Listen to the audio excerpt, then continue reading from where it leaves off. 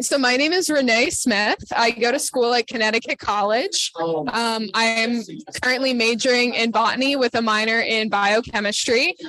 This summer, I was able to combine both of those wonderful passions in the Martin Lab.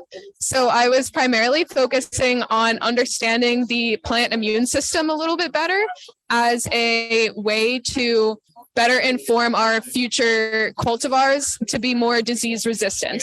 So basically, we were focusing on understanding different levels of regulation and how we could possibly take advantage of that to make more disease resistant plants. Well, so what was the major finding from your study? So we were primarily focused on like very small proteins that just take off a phosphate group. And we were interested in seeing what would happen when you actually take away those protein phosphatases.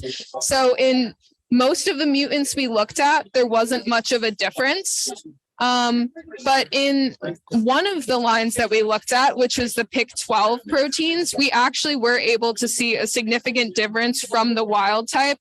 So we saw less disease symptoms, we saw a lower count of actual bacteria, and basically that gave us a hopeful feeling and a quantifiable justification that our research basically could lead to more disease resistant plants. Because I see there you have increased ROS production in those mutants, but you don't really see that hypersensitive response that you would typically see from ROS. Do you have any idea why that is the way that that is? Mm-hmm. So we intentionally kind of inoculated our plants with a lower concentration, so to avoid the hypersensitive response. Oh, yeah. I see. Oh, very good. Awesome. So would you like to continue in this area? Did you like studying plants and everything because you're a botany major? Is this an area of science that you would be interested in continuing? Yeah, so I'm actually really interested in plant pathology as a whole. So this was kind of like the perfect thing to be studying for summer. But yeah, I think this was like a really great introduction into plant pathology and better understanding the plant immune system. Awesome. Wonderful. Well, thank you so much, Renee.